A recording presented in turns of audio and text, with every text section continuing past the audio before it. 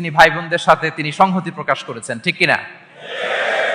From the river to the sea, Palestine will be free. আমার সাথে সাথে বলেন, free free Al Aqsa, free free Al Aqsa. মুষ্টিবদ্ধ হাতকে উপরের দিকে করে আওয়াজ করে বলুন, free free Al Aqsa, free free Al Aqsa, free free Al Aqsa. আল্লাহ তাআলা আমার মজলুম ফিলিস্তিনি ভাই বোনদেরকে হেফাজত করুক।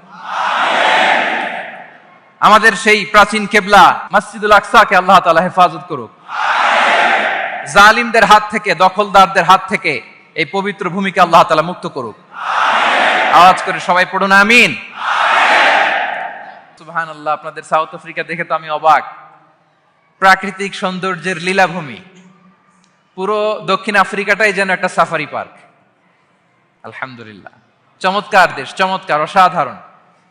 এই 3-4 দিনের অভিজ্ঞতা আমি যেটা দেখলাম, একটা চমৎকার ভূখণ্ডে আল্লাহ তাআলা আপনাদেরকে কবুল করেছেন। আমি জানতে পেরেছি যে এখানকার অধিকাংশ ভাইয়েরা ব্যবসায়ী।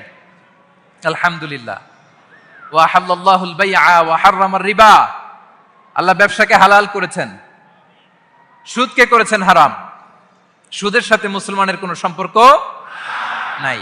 সুদকে না বলুন, ব্যবসা করুন। ব্যবসায় বারাকা, ব্যবসায় বারাকা। রিজিকের 10 ভাগের 9 ভাগ আল্লাহ তাআলা ব্যবসার ভেতরে ঢুকিয়ে দিয়েছেন। পরিশ্রম করতে হবে। পরিশ্রমে লজ্জা নেই, লজ্জা অলসতায়, ঠিক কিনা বলেন? হাড় ভাঙা পরিশ্রম করুন, উপার্জন করুন, এতে বারাকা আছে।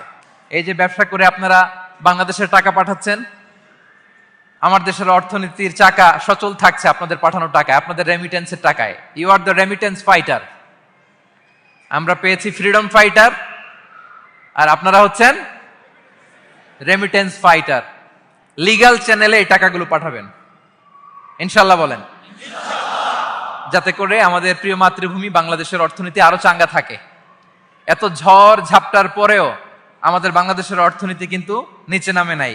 এর কারণ আপনারা ভালো থাকলে ভালো থাকবে বাংলাদেশ। আলহামদুলিল্লাহ পড়েন। আর হালাল মেনটেন করতে হবে ব্যবসায়। হারামের সাথে আমাদের কোনো সম্পর্ক, হারামকে আমরা না বলে দিব। আজকের এই নিজামিয়া কমপ্লেক্স থেকে আমরা হারামকে না বলবো। আওয়াজ করে বলেন নো। হারামের সাথে আমাদের কোনো সম্পর্ক নাই। হালাল, হালালে বারাকা। হালাল অল্প হইলেও এর মধ্যে বরকত ঢুকায় দিয়েছে কে?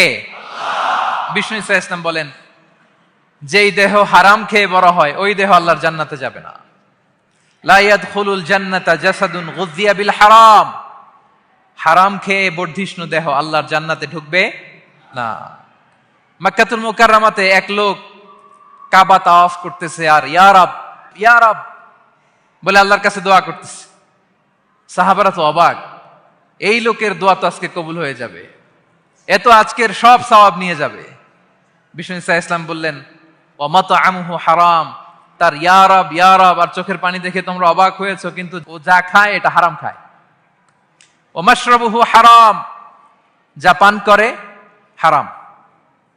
মালবাসুহু হারাম, ওর গায়ের জামাটা হারাম। ওয়া গুযিয়া বিল হারাম, খাবার দাবার সবই হারাম। ফাআন্না ইউস্তাজাবু লাহ, তার দোয়া কেমন করে কবুল হবে? জিহাদের ময়দানে যে সাহাবী সর্বপ্রথম তীর মেরেছেন তার নাম সাআদ ইবনে আবি ওয়াক্কাস রাদিয়াল্লাহু তাআলা। তিনি বিশ্বনবীকে বললেন, ইয়া রাসূলুল্লাহ,